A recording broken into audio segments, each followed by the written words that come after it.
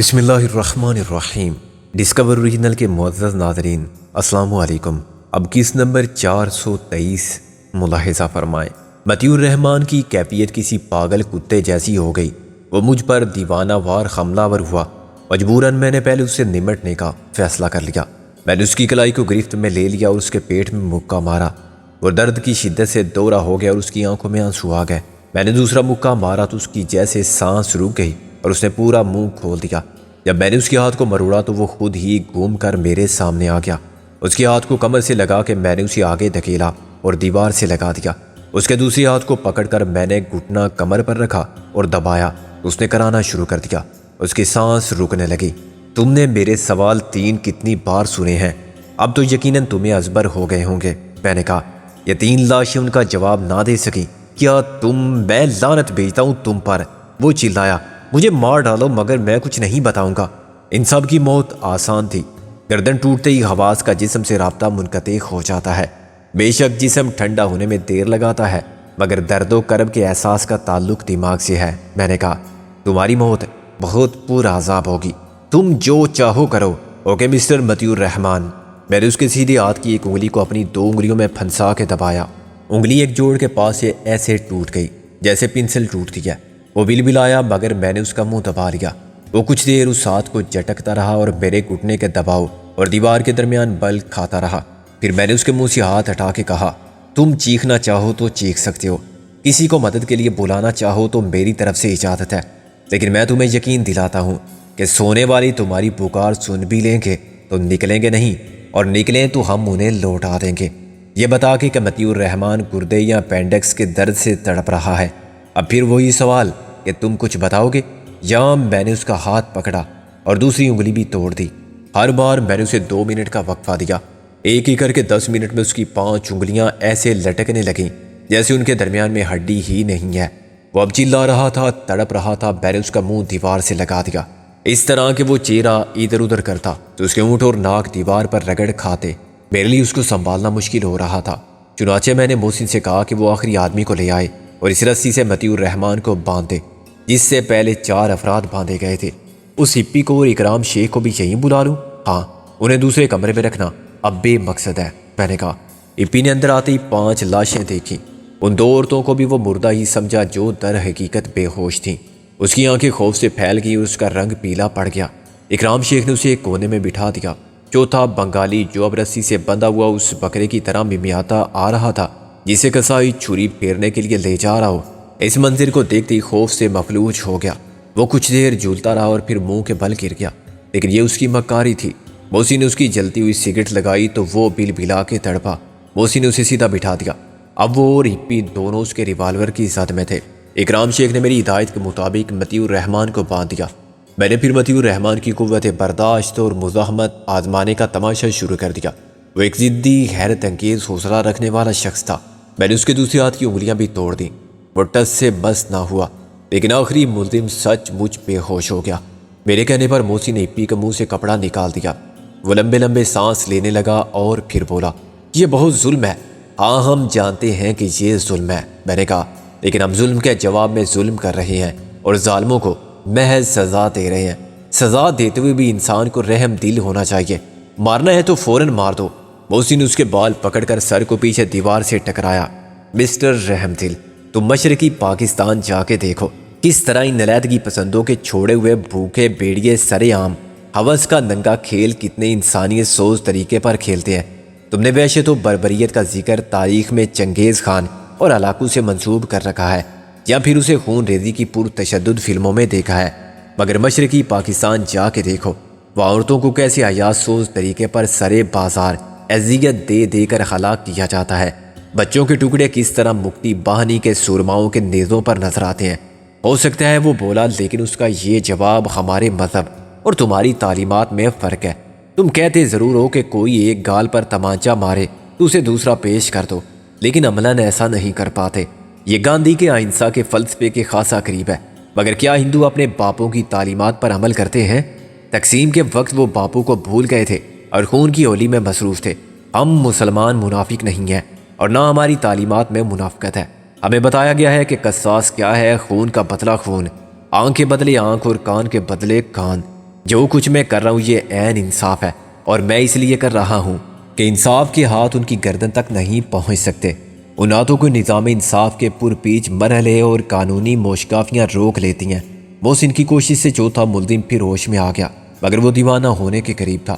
وہ ان میں سب سے کمزور دل کا مالک تھا۔ باقی سب کے لیے سزائے موت تو پہلے سے طے تھی، لیکن وہ پہلے آ جاتا تو اس سے اعتراف جرم اور اپنے نامہ اعمال کے سارے گناہوں کی روداد سنتے اور مرنے سے پہلے اس اذیت سے بھی گزرتے کہ غداروں کے ساتھ بھی کس نے غداری کی۔ چوتھا ملزم رو رہا تھا اور کانپ رہا تھا اور رضاکارانہ طور پر سب کچھ بتا دینے کی پیشکش کر رہا تھا، مگر میں مطیع الرحمان کا غرور توڑنا بھی ضروری سمجھتا تھا۔ جسمانی اذیت اس کی ضد کو شکست نہیں دے سکتی تھی، چنانچہ میں نے دوسرا حربہ آزمانے کا فیصلہ کیا۔ محسن، ان عورتوں کو ہوش میں لانے کا بندوبست کرو۔ میں نے کہا ابھی کافی وقت ہے، 2 بجنے والے ہیں۔ محسن بولا زیادہ سے زیادہ 3 گھنٹے میں ہمیں سب کام نمٹا کے واپس جانا ہے۔ فکر مت کر، میں نے کہا یہاں صرف آدھے پون گھنٹے کی مصروفیت ہے۔ جب یہ عورتیں ہوش میں آ جائیں تو ان سے کہنا کہ کچھ چائے وغیرہ بنائیں، ان کو بھی پلانا بہتر ہوگا کہ ان کو دوسرے کمرے میں لے جا تاکہ یہ ہوش میں آئیں تو میدان کارزار نہ دیکھیں۔ میں اتنی دیر میں مسٹر ایپی سے بات کرتا ہوں۔ محسن دونوں عورتوں کو واپس انہی کمرے میں لے گیا۔ میں نے ایپی سے کہا اب تم بتاؤ۔ میں سب کچھ بتا دوں گا کیونکہ اس میں میرا کوئی نقصان نہیں سوائے مالی نقصان کے۔ وہ بولا میں نہ تمہارا دشمن ہوں اور نہ ان کا دوست، میں صرف پیسے کے لیے کام کرتا ہوں۔ یہ لوگ کس کام کا پیسہ دیتے تھے؟ دستاویزات لے جانے کا۔ تم نے دیکھا ہے، مجھے معلوم نہیں کہ ان کی کیا اہمیت تھی اور اس لفافے میں کیا تھا۔ وہ بولا وہ مہر بند لفافہ تھا، اس لیے میں صرف اندازہ کر سکتا تھا کہ اس میں کاغذات ہیں۔ کب سے کر رہی ہو یہ کام؟ میں نے سگریٹ جلا کے کش لیا اور ایک اسٹول پر ٹیک کیا۔ یہ دوسرا پھیرا تھا۔ وہ بولا پہلی بار بھی دستاویزات لے گئے تھے؟ میں نے کہا ہاں، شاید اس میں کچھ تصویریں بھی تھیں۔ وہ بولا اور اس کام کا تمہیں کیا معاوضہ ملا تھا؟ میں نے کہا $1000۔ اس نے کہا کس نے ادا کیا تھا؟ انڈین شپ کے کیپٹن نے۔ ایپی نے نفی میں سر ہلایا۔ وہ صرف رسید دیتا تھا اور کوئی لفافہ جو میں ان کو دے دیتا تھا۔ وہ لفافہ کہاں ہے جو تمہیں آج ملا؟ میں نے ہاتھ بڑھا کے چٹکی سے اشارہ کیا۔ اس نے کوٹ کے اندر سے سفید لفافہ نکالا اور مجھے پکڑا دیا۔ میں نے اسے کھول کر دیکھا، اس کے اندر $1000 تھے۔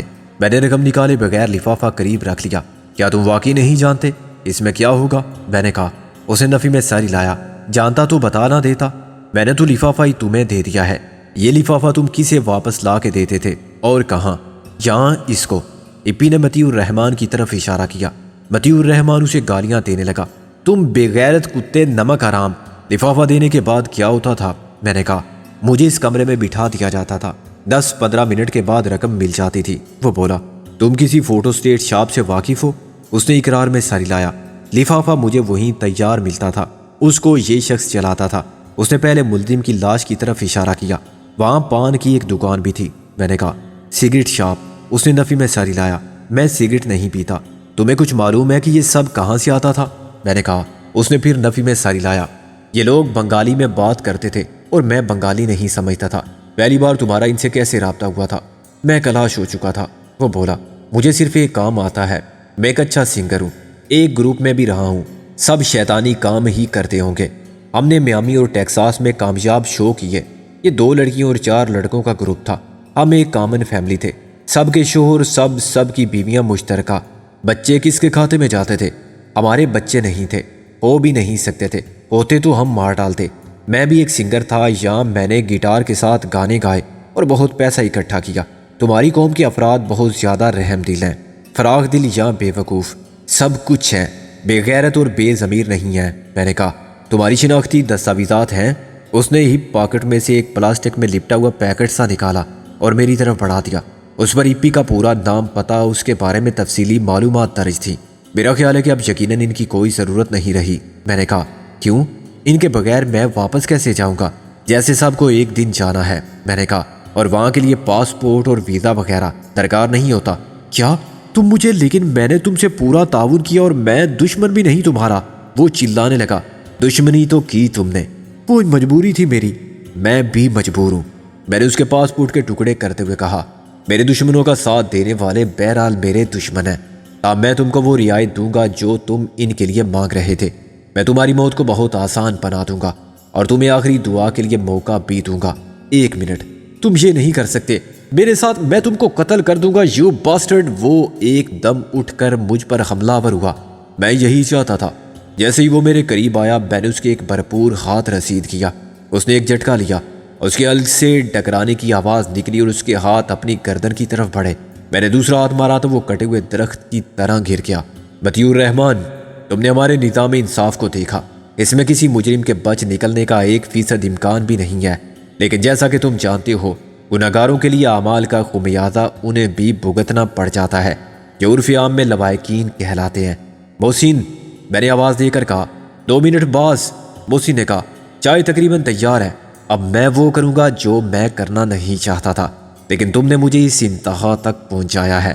یہ میں نے مطیع الرحمان سے کہا۔ اب ان دونوں عورتوں کے سامنے غالباً ایک تمہاری بیوی ہے اور دوسری اس کی ماں یا تمہاری ماں۔ ان کے سامنے باری باری تینوں بچے پہلے اندھے کیے جائیں گے گرم سلاخوں سے۔ نہیں، مطیع الرحمان چلایا، کیا تم حیوان ہو گئے ہو؟ تم انسان بن کے انہیں بچا سکتے ہو، میں نے نرمی سے کہا، ورنہ میرے لیے جنگ میں سب جائز ہے۔ جب دشمن کہیں بم گراتا ہے تو کیا اس سے بچے ہلاک اور زخمی نہیں ہوتے، معذور نہیں ہوتے؟ یہاں تک کہ جو ماؤں کے پیٹ میں ہوں انہیں بھی مرنا پڑتا ہے۔ امریکہ کے ایٹم بم نے تو آنے والی نسلوں تک کو ذہنی اور جسمانی طور پر معذور اور بانجھ کر دیا تھا۔ چنانچہ دوسرے مرحلے میں ان کو آری سے چیر دیں گے۔ آری ہم لائے ہیں، درمیان سے ان کے 2 کر دیں گے ان کی ماؤں کے سامنے، اور اس کے بعد عورتوں کی باری آئے گی اور آدھے گھنٹے میں ہم سب لاشیں اس کوڑے پر ڈال کے آگ لگا دیں گے۔ پیٹرول بھی ہے ہمارے پاس۔ اس وقت کون آئے گا بچانے تمہیں؟ لاشیں تو کسی کو بلانے سے پہلے ہی چل جائیں گی، اور جب تک آگ پھیل کر اس گھر کو اپنی لپیٹ میں لے گی اور فائر بریگیڈ پہنچے گی تب تک صبح ہو جائے گی۔ یہاں کچھ نہیں ہوگا، کوئی کسی کو بتانے والا نہیں ہوگا کہ یہ سب کیسے ہوا تھا۔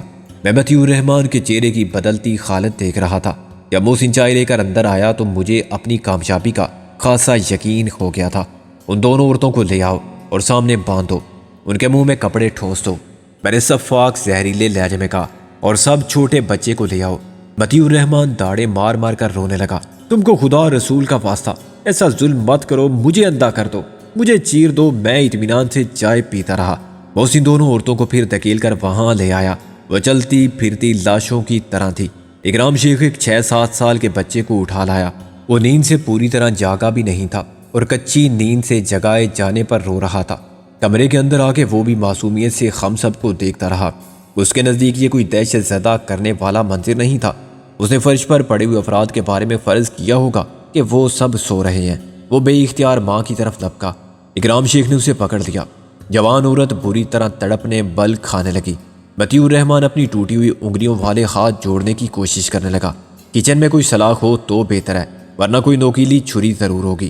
اسے چولہے پر خوب گرم کر لاؤ، میں نے کہا۔ مطیع الرحمان کی مزاحمت دم توڑ رہی تھی۔ اس نے مرنا بہت آسان جانا تھا۔ یہ موت سے شدید تر عذاب تھا جس کا اس نے تصور بھی نہیں کیا تھا۔ تاہم ابھی تک وہ فرد اور محبت کی کشمکش میں مبتلا تھا۔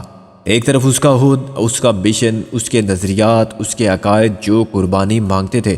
اس نے کسی جذباتی لمحے میں یقیناً جان و مال کی خیر قربانی دینے سے دریغ نہ کرنے کا عزم کا اعلان کر رکھا ہوگا، اور آج تک شاید اس کے ایمان میں خلل نہ پڑا ہوگا، لیکن اب ایک باپ اور ایک شوہر کے جذبات اس کو رسوا کن شکست دے رہے تھے۔ ایک ایسی شکست جس کے بعد وہ خودکشی بھی کر سکتا تھا، کیونکہ وہ وقت آنے پر بزدل ثابت ہوا تھا۔ محسن ایک نوکیلی سلاخ کے ساتھ اندر آیا۔ اس سلاخ سے شاید ڈرین یا پائپ وغیرہ کھولے جاتے ہوں گے۔ سلاخ دہ کر لال تو نہیں ہوئی تھی، مگر اس پر سے دہشت زدہ کر دینے والا دھواں اٹھ رہا تھا۔ آخری موقع مطیع الرحمان، میں نے کہا، میں 10 تک گنوں گا، اس کے بعد یہ معصوم بچہ تمہاری سیاست پر قربان ہوگا۔ اس کی ایک آنکھ بے نور ہو جائے گی اور 1 منٹ کے بعد دوسری بھی۔ ابھی محسن آگے بڑھا ہی تھا کہ ایک کے بعد دوسری عورت کا سب تڑپنا مچلنا ختم ہو گیا۔ مطیع الرحمان پاگلوں کی طرح بلبلانے لگا، میں بتاؤں گا، میں سب بتاؤں گا، اس کو چھوڑ دو۔ وہ سر کو ادھر ادھر پٹکنے لگا۔ محسن پیچھے ہٹ گیا۔ بولو، کہاں سے آتا ہے یہ سب لٹریچر؟ کہیں سے نہیں، ہم خود چھاپتے ہیں۔ وہ بولا، یہ 2 آدمی رائٹر ہیں، ایک ڈھاکہ یونیورسٹی کے شعبہ معاشیات کا پروفیسر ہے سبودم مکھرجی، دوسرا کلکتہ سے آیا ہے لاجیت رائے، یہ انگلش کے ایک مشہور اخبار کا ایڈیٹر تھا، پھر عوامی لیگ کی پبلسٹی سیل برائے مغربی پاکستان کا مشیر ہو گیا۔ اس نے مجھے تفصیل سے بتایا کہ ان دونوں ایجنٹوں کو کیسے ادائیگی ہوتی تھی۔ اس نے اپنے بارے میں اور دوسرے ساتھی کے بارے میں بتایا کہ وہ سیکشن آفیسر ہیں، اور فوجی نقل و حرکت کے بارے میں اور اہم تنصیبات کے بارے میں، فوجی ساز و سامان کی نوعیت کے بارے میں اور اہم شخصیات خصوصاً جنرلوں کے بارے میں مفصل معلومات آگے فراہم کرتے تھے۔ تمام سرکاری دفاتر میں خام خیال لوگوں سے رابطہ رکھتے تھے اور انہیں یہ لٹریچر فراہم کرتے تھے۔ ان کی میٹنگز مختلف مقامات پر ہوتی تھی، جن میں سب سے عہد لیا جاتا تھا کہ وہ بنگلہ دیش بنانے کے لیے جان و مال کی قربانی دیں گے، اور جس دن ان کی جدوجہد کامیاب ہوگی وہ مغربی پاکستان کے آقاؤں کو زیادہ سے زیادہ نقصان پہنچا کے نکل جائیں گے۔ اس نے ہندوستانی فوج کے لوگوں سے رابطے کا ذکر بھی کیا اور بھارتی خفیہ پولیس را کا بھی، جو انہیں فنڈ اور اسلحہ فراہم کرتی تھی، تاہم وہ کسی کے نام سے واقف نہیں تھا۔ چوتھے ملزم کا بیان ہم نے الگ لیا اور اسے تصدیق ہوئی کہ مطیع الرحمان نے غلط بیانی نہیں کی تھی اور اسے جو کچھ معلوم تھا وہ سب بتا دیا تھا۔ اس کا بھائی پہلے ہی مارا جا چکا تھا۔ وہ دونوں حساس نوعیت کے ایک اور ادارے میں ٹائپسٹ اور اسٹینوگرافر تھے، چنانچہ ہر قسم کی رپورٹ جو انہیں ٹائپ کرنے کے لیے دی جاتی تھی وہ اس کی ایک اضافی کاپی بھی بنا لیتے تھے۔ میں نے چوتھے ملزم کا قصہ بھی پاک کیا اور محسن سے کہا اب ہمیں جلد از جلد نکل جانا چاہیے۔ مطیع الرحمان کو باہر ٹیکسی میں ڈالو اور ان عورتوں بچوں کو انہیں جاتے وقت باہر نکال دیں گے۔ میں نے کہا شیخ سے کہو ٹیکسی قریب لے آئے، اس میں سے کچھ پیٹرول نکالا جا سکتا ہے، کچن میں مٹی کا تیل خاصی مقدار میں موجود ہے۔ محسن نے کہا بس پھر پیٹرول کی ضرورت نہیں۔ میں نے کہا تم اسے لے جاؤ ڈگی میں ڈال دو۔ محسن نے اپنا کام بہت خوبی سے کیا۔ میں نے اور شیخ نے اسی وقفے میں کچن سے مٹی کا تیل لا کے اس لٹریچر اور لاشوں پر ڈال دیا۔ دوسرے کمروں سے ہر آگ پکڑنے والی چیز ان کے اوپر ڈھیر کر دی، اس میں پردے، فرنیچر، کپڑے وغیرہ شامل تھے۔ آخری وقت میں ہم دونوں نے عورتوں کو باہر ساتھ والے کوارٹر کے برآمدے میں لٹایا۔ رات کے 3 بجے ہر طرف اندھیرا اور سناٹا تھا، چنانچہ ہماری اس کارروائی کا مشاہدہ کرنے والا کوئی نہ تھا۔ ایک بچہ پہلے سے جاگ رہا تھا، باقی 2 کو ہم نے کھینچ کر جگایا تھا اور ان کو ڈانٹ کر کہا کہ وہ اپنی ماں کے پاس چپ کر کے بیٹھے ورنہ ہم ان کے گلے کاٹ دیں گے، کیونکہ ہم ڈاکو ہیں۔ دونوں بڑے بچے نسبتاً سمجھدار تھے، انہوں نے چھوٹے والے کو بھی خاموش کر دیا۔ جب وہ مستقریب کاری کے ایک ٹھکانے کو اور اپنے دشمنوں کو لاشوں کو آگ دکھا کے فرار ہوئے تو ہماری ٹیکسی کے روانہ ہونے سے قبل ہی بچوں نے چیخنا شروع کر دیا تھا اور آگ کے شعلے کھڑکیوں سے باہر اور کھلے صحن کی طرف سے صاف نظر آنے لگے تھے۔ ہم نے ٹیکسی کی رفتار کو کم رکھا اور ایک بلا کا چکر کاٹ کے پھر ادھر سے گزرے تو گرد و نواح میں افراتفری پھیل چکی تھی۔ گھر کی چھت کے نیچے بھی پرانی لکڑی کے شیطیر تھے اور کینوس کی چھت تھی جو اوپر تکونی چھت کی بد نمائی کو بھی چھپاتی تھی اور گرمی کے اثر کو بھی کم کرتی تھی۔ ہر چیز آگ پکڑ چکی تھی اور شعلے چھت سے اوپر تک بلند ہو چکے تھے۔ کراچی میں مغرب کی جانب سے مسلسل چلنے والی تیز ہوا اس آگ کو بھڑکا رہی تھی۔ مطیع الرحمان کو ہم نے کافی دور آ کے ڈگی سے نیم بے ہوشی کی حالت میں برآمد کیا۔ محسن اسے پیچھے والی سیٹ پر ڈالا تو وہ شکستہ انگلیوں والے ہاتھ کی حیثیت سے بے حال تھا اور بری طرح کرا رہا تھا۔ تم نے جھوٹ بولا، دھوکے باز، تم نے ان عورتوں بچوں کو مار دیا، وہ بولا، اور اس کے آنسو بے اختیار بہہ نکلے۔ جھوٹ، بدعہدی اور بے ایمانی سب کچھ تمہارے ساتھ جائز ہوگا کیونکہ ہم اور تم دشمن ہیں۔ میں نے کہا لیکن ہم ہر حال میں جنگ کے وہ اخلاقی اصول نبھاتے ہیں جو ہمیں ہمارے ہادی محمد الرسول اللہ صلی اللہ علیہ وسلم، خلفائے راشدین، صحابہ اکرام رضی اللہ عنہم اجمعین نے سکھائے تھے، اور جن کو فتح مکہ اور اس کے بعد ہر عسکری فتح کے موقع پر مسلمانوں نے کبھی پامال کرنے کی جرات تک نہیں کی۔ عورتوں، بچوں، بوڑھوں، بیماروں کو ہمیشہ امان حاصل رہی ہے اور ان پر ہاتھ اٹھانا آج بھی ہمارا شیوا نہیں۔ تمہارے بیوی بچے بالکل محفوظ ہیں، میں جب تک انہیں نہیں دیکھ لوں گا یقین نہیں کروں گا۔